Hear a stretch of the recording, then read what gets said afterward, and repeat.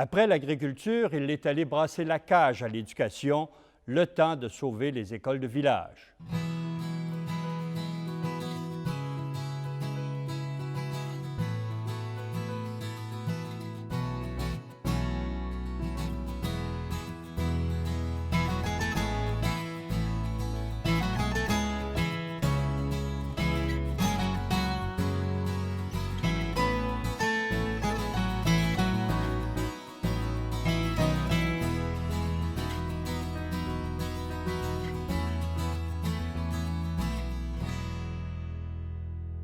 Bonjour, M. Garon. M. Garon, en 1994, le PQ reprend le pouvoir. Vous êtes réélu dans Lévis. Est-ce que vous en avez profité pour brasser des gros projets là, pour compter votre circonscription? Je pense entre autres à l'Université du Québec. Bien, à chaque élection, moi, j'avais un programme qui était, à mon avis, sur des enjeux sur lesquels je voulais travailler au cours des années qui s'en venaient.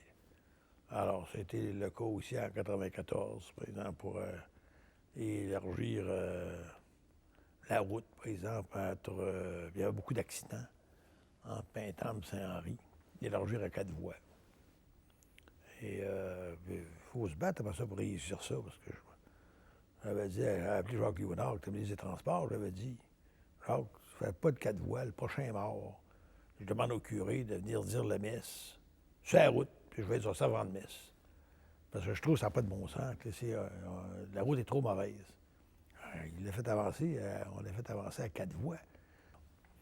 L'université, moi, Parizeau était d'accord.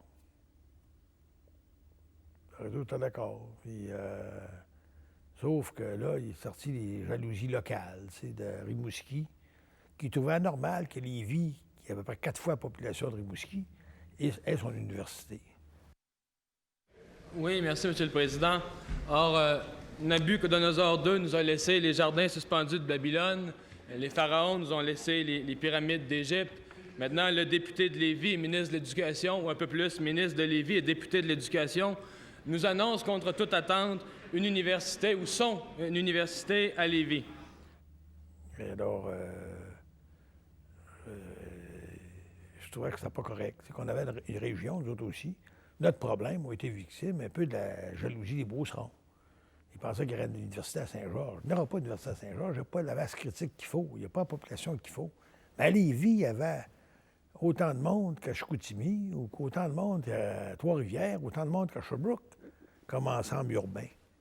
Il y a encore beaucoup plus de monde qu'à Rimouski. Est-ce que vous avez été surpris d'être nommé à l'éducation par M. Parizeau? Parce que là, vous arriviez quand même avec un mandat, mais aussi une façon de faire qui vous a attiré beaucoup de contestations. Pas tant que ça. Tu sais, c'est-à-dire qu'à un moment donné, quand vous êtes à l'agriculture, on a promis les états généraux. Moi, je vais vous dire, la suite que j'ai prise, c'est de former les états généraux. En éducation? Oui. C'était un peu comme des conférences socio-économiques, au fond, mais pour l'éducation. Alors, faire ça, mais en même temps, les gens ont voulu que je fasse des directives tout le long. Ils auraient dit, Garon, c'est tout décidé d'avance. Alors, je dis, on va faire les états généraux, puis après ça, on va aller pour la définition de l'école. Le but des états généraux, c'est de mettre tout le monde ensemble pour essayer d'obtenir le meilleur système, la meilleure école, parce que c'est là que ça se passe. Décentralisation, oui, au niveau de l'école. Pas arrêter en cours de route au niveau de l'école. C'est de l'école qu'il faut parler. C'est l'école qui doit être efficace. C'est l'école qui doit rendre des services. Parce que c'est à l'école que se retrouvent les enfants. Alors, c'est ce que j'ai fait. J'ai mis les états généraux. Donc, tout le monde était très heureux. Sauf que je ne m'ai pas donné le crédit. Puis, ça a été organisé pour que le rapport sorte 3 jours après que j'étais parti. Après ça, il fallait arriver à la deuxième étape. Là, à ce moment-là, c'était des gens qui, dans le rapport, l'état de la situation dans l'éducation, qui arrivaient qu'il fallait faire des changements à l'école. C'était pas des structures, c'était à l'école. Alors, qui arriverait par après. Moi, j'avais commencé à dire comment je ferais ça. Et quand Mme Marois a changé les mandats, même M. Ryan a dit que les mandats de M. Garon étaient meilleurs. On aurait été mieux de garder le mandat de M. Garon. Pourquoi? Moi, j'ai fait une chose. C'est quand j'ai préparé les groupes, c'est ça que ce soit des mandats qui impliquaient beaucoup les gens, les citoyens, alors, les parents, les élèves, les professeurs, alors que Pauline a pensé autrement, mais elle a confié ça plutôt aux structures aux fonctionnaires. Alors, les futurs de fonctionnaires sont-ils là pour se critiquer eux-mêmes?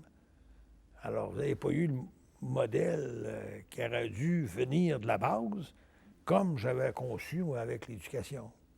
Mais pourtant, l'éducation, il y a une chose que vous avez faite qui était assez particulière en 95, je crois, c'est de sauver les écoles de village. Oui. En commençant par Batiscan. Comment ça s'est...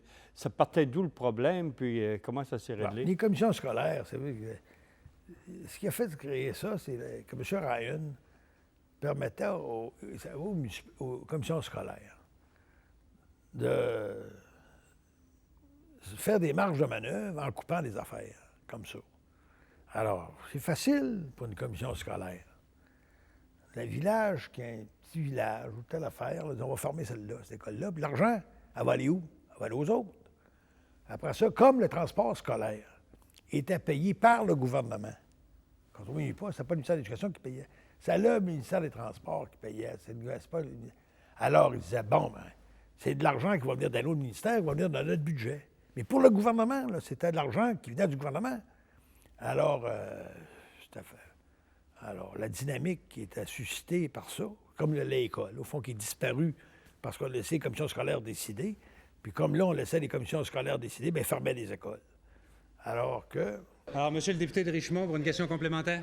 Oui, Monsieur le Président, ce qui intéresse à ce moment-ci la population de Saint-Lucien, c'est de savoir si le ministre, et la question lui est adressée, s'il a l'intention de s'impliquer personnellement dans le dossier, comme il l'a fait dans d'autres dossiers, afin d'obtenir que cette école demeure ouverte.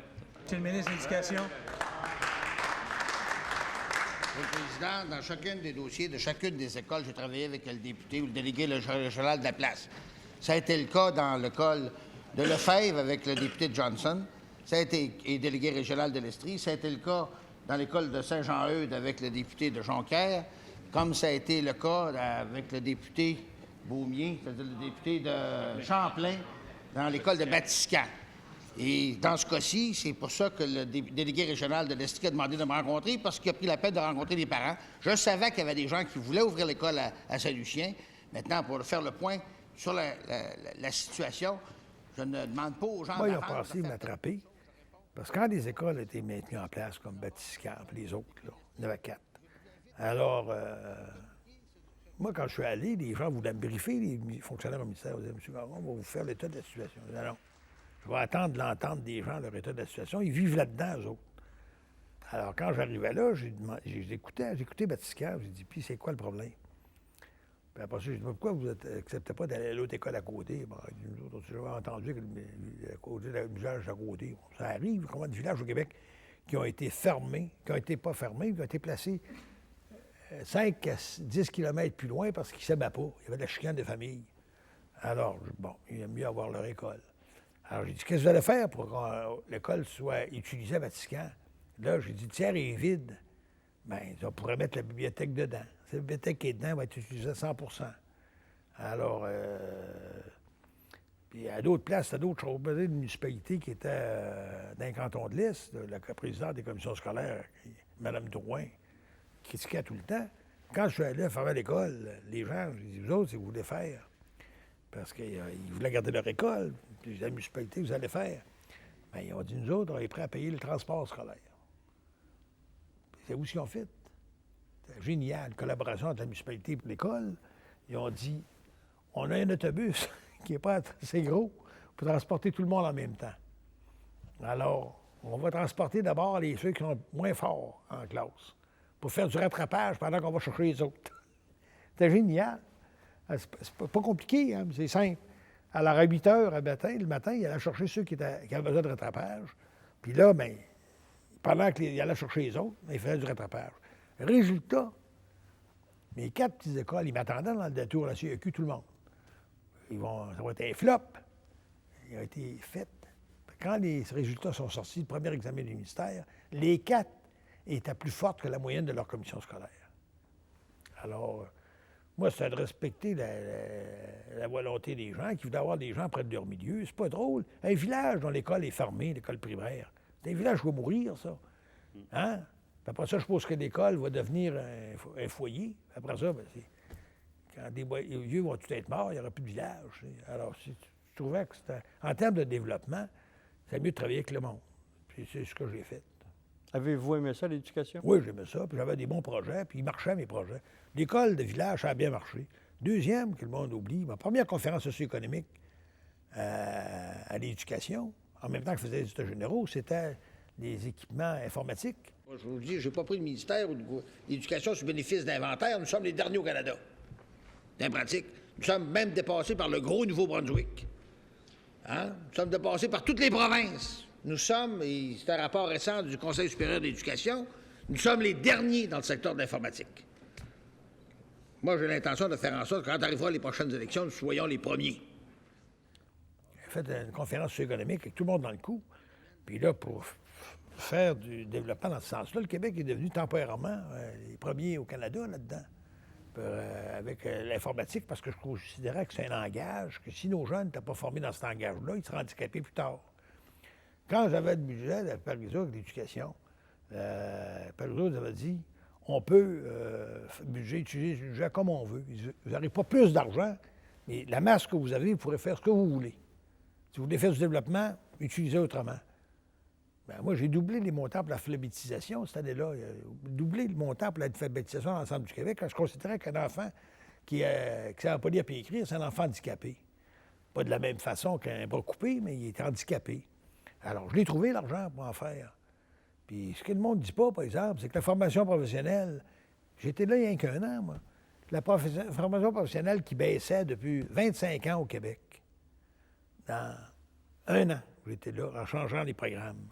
La formation professionnelle a augmenté de 20 Il faut connecter nos écoles sur les entreprises pour faire du véritable développement régional. Ça veut dire la formation professionnelle, école-entreprise. C'est vrai pour les cégeps et dans les régions, c'est nécessaire aussi pour les universités, quand c'est nécessaire, quand ça doit être fait par les universités. Mais quand il s'agit, je peux vous dire, pour la viande de phoque, j'ai entendu un mot tout à l'heure, j'ai confié le mandat hier à l'Institut d'hôtellerie du Québec, tourisme et d'hôtellerie, de s'occuper, de préparer des recettes pour qu'un jour, on mange la viande de phoque comme on mange aujourd'hui du foie de veau, alors qu'il y a 50 ans, on le donnait aux chiens. Quand ce que j'ai fait, il faut étudier les affaires pratiquement. Les gens qui vont en formation professionnelle, les jeunes sont pratiques. La théorie, ils ça. Ça ne donne rien, ça se passe à l'école, de faire de la théorie au tableau, ça les écoeure. Alors, moi, j'avais dit aux commissions scolaires, si vous voulez me faire des projets de formation professionnelle, à condition d'avoir des stages dans des entreprises, je vais dire OK. Il y a, à cette époque-là aussi... Le programme du français aussi, je vous dis, le programme du français qui était sur les tablettes depuis des années, on l'a adopté. J'étais là un an, puis il mis en place les états généraux. Tout le monde était content. Mais... Ça n'a duré qu'un an. Ça a duré 14 mois exactement. J'aurais aimé ça parce que je croyais à ça. Et Parizeau, il dit, « Garon, vous êtes capable de faire ça. » Puis quand il m'a nommé là, puis c'est vrai que j'étais capable de faire ça. Puis j'ai été quelqu'un qui a été dans l'enseignement plusieurs années aussi. J'ai enseigné au cégep le soir et un an à plein temps. J'ai enseigné à l'université. Et puis j'avais le goût de faire ça. J'avais été, quand Parizeau m'a nommé, il m'a dit, on a parlé souvent à ça dans l'opposition. On était plusieurs années d'opposition ensemble. On a souvent parlé ensemble. Et j'aimerais que vous fassiez de l'éducation ce qu'on a parlé ensemble qui devrait être fait. Je suis correct. C'est de même que c'est arrivé. Il savait comment on voyait les choses. On en a parlé souvent ensemble. Le référendum de 95, comment vous vous êtes préparé? Parce que là, ça a été plus serré. Ça a été plus serré parce que des gens qui... moi, Parizeau n'a pas eu toute la marge de manœuvre qu'il aurait dû avoir parce qu'il y avait des gens qui...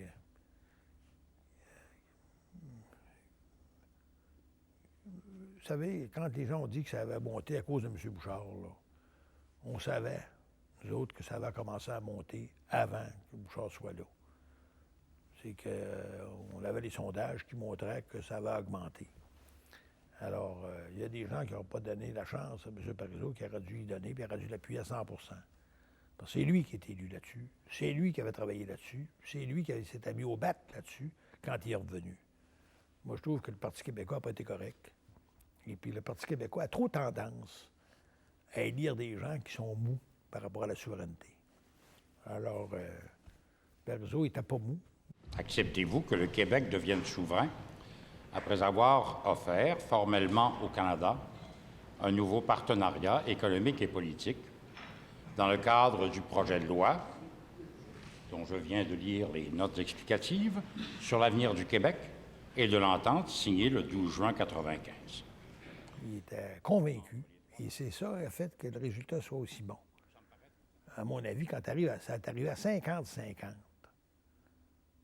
moi, je reprochais à M. Parizeau, je lui ai dit d'ailleurs qu'il aurait dû rester là. Parce qu'il n'y a pas eu un échec, ça a été à peu près 50-50, en incluant les fling-flang du fédéral, en faisant voter des immigrants qui n'ont même pas passé le temps qu'il fallait pour être au Canada. Avec les fling-flang qui s'est passé à cours de la campagne référendaire. Moi, je trouve que M. Parizeau aurait dû avoir une autre chance. Mais la politique est ce qu'elle est. Alors, c'est pas toujours les gens sincères qui sont là. Avez-vous été plus déçu qu'en 80 du résultat? Non. En 80, je l'avais vu venir. En 95, je ne le sentais pas autant. Échaudé par l'élection de 80, le référendum de 80, je ne le sentais pas autant. Avez-vous cru que même que le oui aurait pu l'emporter à un moment donné? Là-dessus, je dois dire que Parizeau a eu des bonnes intuitions. Et c'est pour ça que les gens auraient dû l'appuyer. Parizeau a fait une erreur, à mon avis. Une que je trouve de valeur. Puis les gens autour de lui n'auraient pas dû le conseiller de faire, puis n'auraient pas dû lui permettre de faire ça. Ou l'aider à faire ça, faire l'entrevue avec Stéphane Bureau, qui a enregistré le jour du référendum, où il était enthousiaste. Il était sûr de gagner parce qu'il vivait dans le climat de Montréal et qui a donné une bonne majorité à Montréal. Et quand Stéphane Bureau, moi je connais Parizeau depuis longtemps, il a posé la question, mais si vous perdez le référendum, allez-vous démissionner? Moi, j'ai vu le gargoton, il a révélé 3 fois, je pense. Il n'allait pas venir, celui-là. Et Parizeau a fait une erreur ce soir-là. Il a dit... Parizeau, c'est Parizeau. C'est un peu De Gaulle qui est retourné chez eux parce qu'il avait perdu le référendum sur la régionalisation. Alors, M. Parizeau, s'il n'a pas eu 7 heures, lui, il savait qu'il a fait cet enregistrement-là avec Stéphane Bureau. Il n'aurait pas dû quitter. Il aurait dû rester. Et parce que la prochaine fois, c'est la fois suivante. Mais ça prenait quelqu'un qui y croyait, dont l'ambition, ce n'était pas sa carrière personnelle. Est-ce que vous étiez favorable à la venue de Lucien Bouchard à la direction du PQ? Non. Moi, je l'ai dit publiquement. D'ailleurs, sans doute sur ce point, Bouchard ne m'a pas nommé dans son cabinet. J'ai dit, moi, je trouvais qu'il ne faisait pas de mauvais job à Ottawa. Alors, moi, dans mon esprit, j'ai dit, c'est le meilleur à Ottawa, puis Parizeau le meilleur à Québec. Je crois toujours que Parizeau était le meilleur à Québec, puis Bouchard était le meilleur à Ottawa dans le groupe qu'il y avait là. Je pense que ça aurait dû rester comme ça. Le fait que M. Bouchard ne vous ait pas renommé ministre, enfin, dans son cabinet, est-ce que vous avez mal pris cette décision-là? Non, il a le droit de nommer qui il veut. Je l'ai dit d'ailleurs dans le temps, quand les gens me l'ont demandé, quand un gars est premier ministre, il a le droit de nommer l'équipe qu'il veut, de confiance. Alors, d'ailleurs, il m'a rappelé, juste avant les élections de 98, à l'automne 98, il m'a rappelé 3 fois, je pense, dans la même fin de semaine, pour me demander de revenir, qu'il faisait un remaniement, puis qu'il me renommerait au Conseil des ministres. Puis qu'il y aurait des élections par après, puis il m'a donné comme raison que dans les 3 plus populaires, j'étais toujours dedans, depuis que j'étais parti, là, depuis 94, 95 à 98, il faisait des sondages régulièrement, puis il y avait, dans les 3 plus populaires, j'étais toujours un premier, deuxième ou troisième, ou dans les 3 premiers tout le temps. Je n'ai pas trouvé ça... moi, c'est pas ça qui m'intéressait, c'est que s'il m'avait dit je veux faire la souveraineté, puis j'ai besoin de toi, là, j'aurais reconsidéré tout ça. Mais me faire venir pour y aider dans une élection, qui va être quoi le mandat? Il voulait faire quoi? Je ne sais pas. Alors, je je continue à la mairie parce que j'ai dit, je vais aller... Mais avant d'aller à la mairie, la fin de votre mandat, vous avez complété votre mandat de député. Oui. Est-ce que vous aviez perdu votre enthousiasme? Non. Non. Moi, j'étais président de commission. J'étais pas au gouvernement. Et moi, je veux dire que Charles, quand il m'a abordé, il m'a pas abordé comme il aurait dû. Alors, moi, je voulais pas être ministre pour être ministre. C'était pour faire quelque chose auquel je croyais. Alors, il m'a laissé la porte ouverte pour le rappeler. Je n'ai pas rappelé. Est-ce que c'est à cette époque-là aussi qu'on vous a approché pour diriger le Bloc québécois à Ottawa? Non, c'est avant ça. Oui? Oui. Il n'y a pas eu de nouvelles tentatives? Il y a eu 2, 3 tentatives avant Duceppe. Quand Duceppe était nommé, je pense qu'après ça, il n'y a pas... Mais moi, je réfléchis à ça, mais je n'étais pas intéressé à aller faire ça. Je reviens à vos convictions indépendantistes. En 83, vous avez déclaré au Soleil, je vous cite, « Quand je serai convaincu que l'indépendance du Québec ne se fera pas, je quitterai la vie politique. » Vous vous êtes retiré. Est-ce que ça veut dire, dans votre esprit, que vous êtes convaincu que l'indépendance du Québec... Je suis devenu souverainiste d'abord. Je suis entré en politique par après. J'ai toujours été souverainiste. Après ça, quand je suis allé à la mairie, c'est parce que je pensais que à ce moment-là, Lévis avait un potentiel considérable à condition de l'assumer. Ça prenait des projets qui allaient avec une ville de cet ordre-là. Mais à la mairie, c'est vous qui dirigez la ville, tandis que ministre, député, vous êtes un parmi d'autres. Est-ce que vous avez eu plus de fun à la mairie qu'à l'Assemblée nationale? J'ai eu beaucoup de plaisir à l'agriculture. J'aurais eu beaucoup de plaisir à l'éducation aussi. Je n'ai pas eu le temps pour faire des réformes majeures auxquelles je croyais, auxquelles le chef croyait. Parce que dans ces affaires-là, il faut que tu marches avec un chef. Il y a des orientations, il faut qu'on soit d'accord les deux ensemble. Moi, j'avais la confiance totale de René Lévesque. Je n'ai jamais eu de doute dans mon esprit. Puis je pense avoir eu la confiance totale aussi de Jacques Parizeau. Je n'ai jamais eu de doute dans mon esprit aussi. Parce qu'on se connaissait.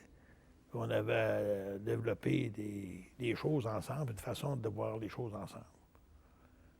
Mais après ça, vous allez faire quoi? À la mairie, je suis allé, mais j'ai été élu avec un seul échevin. Ça m'a paralysé. J'ai réussi une chose malgré tout, à ne pas faire de budget déficitaire et à ne pas augmenter les dettes parce que je disais, bien, comme vous avez la majorité, je suis tout seul. S'il y a un déficit, c'est vous autres. Moi, je vais voter contre. En 2007, vous vous êtes laissé approcher par Mario Dumont et l'Action démocratique. Qu'est-ce qui vous attirait dans ce parti-là? Ce sont des autonomistes et vous dites je suis indépendantiste. Qu'est-ce qui vous unissait? Non, je pense que Mario Dumont, je l'ai rencontré par hasard, le dîner de la presse au château. J'étais allé avec un journaliste là.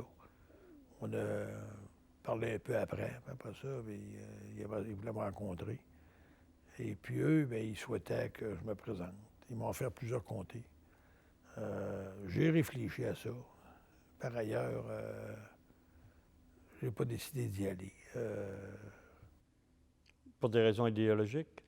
Bien, il y avait des créneaux qui m'intéressaient. Mais moi, j'ai toujours voulu avoir un parti indépendantiste. Si Dumont embarquait avec la souveraineté, ce serait une autre affaire. Alors, je trouve qu'il est autonomiste, mais il va se cogner le nez aussi à Ottawa. Alors, je trouvais que c'était un gars qui mérite d'avoir une chance, Dumont. Mais je n'étais pas prêt à m'embarquer moi-même comme candidat. Ma femme aussi, qui est importante dans ma vie. J'ai été sur la route tout le temps. Hein? Alors, je voulais lui donner du temps en plus. On soit plus ensemble. Et mes enfants, aujourd'hui, ils sont mariés, puis ils ont des enfants. Je veux leur donner du temps aux autres aussi, parce qu'il y a beaucoup de temps, je n'ai pas été là. Je n'étais pas là quand ils grandissaient. Je vais être un peu plus avec eux autres. Mais je suis pour un défi auquel je crois. Mais L'indépendance du Québec, je crois toujours autant. Et si c'était une opportunité de dire, de travailler, de donner un coup de main pour faire la souveraineté du Québec, ça serait une autre affaire. Quels ont été vos plus grands atouts personnels en politique? Vous étiez reconnu pour être populiste, mais aussi opiniâtre, têtu. Déterminé. Déterminé? Oui. Moi, quand j'étais étudiant, j'ai lu la biographie de Churchill. Et je me suis dit, si je fais de la politique un jour, je voudrais être comme lui. Pourquoi? Parce que Churchill disait, quand il parlait à une assemblée, de beaucoup de personnes, il y avait des gens qui ne savaient pas écrire, puis il y avait des gens qui avaient des doctorats. Et puis son ambition, c'était qu'ils soient entendus aussi intensément par les uns et par les autres. Il ne parlait pas pour un petit groupe, il ne parlait pas seulement pour un grand groupe, mais il parlait pour l'ensemble, pour que ces mots soient utilisés de telle façon que tous les gens comprendraient ce qu'il voulait dire. Deuxièmement, c'est un homme déterminé. Déterminé en maudit. Ces choses sont réalisées plus que je pensais parce que même après la guerre, bon, il a fait un rôle extraordinaire pendant la guerre, il n'a pas été battu après la guerre. Tu sais, les Anglais n'ont pas eu la reconnaissance et le réservoir pour Churchill. Alors, moi, c'est un homme que j'admirais beaucoup. Il l'appelait le bulldog parce qu'il était déterminé. Et puis, alors moi, j'ai été influencé par la lecture, même pour quand il était assis, quand il décidait de se reposer, comme il travaillait beaucoup, il décidait de dormir quand il voulait. J'ai pratiqué ça quand j'étais chez nous, après avoir lu la biographie de Churchill, de dormir quand je voulais. Tu fermes les yeux, tu t'endors, tu n'arrives pas d'un coup sec, ça, où tu pratiques. Alors j'avais réussi à faire ça, j'ai réussi à faire ça. Alors, c'était Churchill, avec la détermination, il parlait à l'ensemble des gens, puis être à l'écoute des gens. Tu n'es pas là pour toi-même. Moi, je ne fais pas d'illusion. Hein. La mémoire collective n'est pas longue. Alors, alors, quand on va dans des fonctions, c'est parce qu'on croit à quelque chose, on a des convictions. Alors, moi, mes convictions, c'était de travailler puis d'être proche des gens, ceux qui avaient besoin du député. Ceux qui ont besoin de plus du député, c'est pas ceux qui ont un doctorat. C'est des gens qui sont pauvres, qui n'ont pas nécessairement d'éducation et qui n'ont pas les moyens de s'exprimer. Alors, j'essayais d'être proche de ces gens-là. Quelqu'un qui me disait, m'avait fait plaisir quand il m'a dit à l'Assemblée, quand quelqu'un vous parle, vous avez de la misère à s'exprimer, puis il n'est pas à l'aise, tout ça, il dit, vous l'écoutez plus que les autres. C'est vrai, c'est ça que j'ai fait. Qu'est-ce que vous aimeriez qu'on retienne de vous comme personnage politique, de votre carrière politique? Bon, j'aimerais ça. Bon, on ne se rappellera pas longtemps.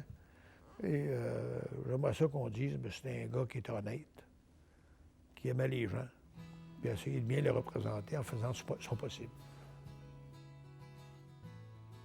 Et de votre passage à l'agriculture, est-ce que vous aimeriez qu'on ait une plus grande reconnaissance de ce qu'on a fait, ce que vous avez fait? Quand il me parlait, il disait vous avez été un des meilleurs. Je sais qui les autres. Après ça, ils ont mis à dire que c'était le meilleur. Là, il me faisait plaisir. Ça a été très intéressant, M. Garon. Je vous remercie beaucoup. Je vous remercie.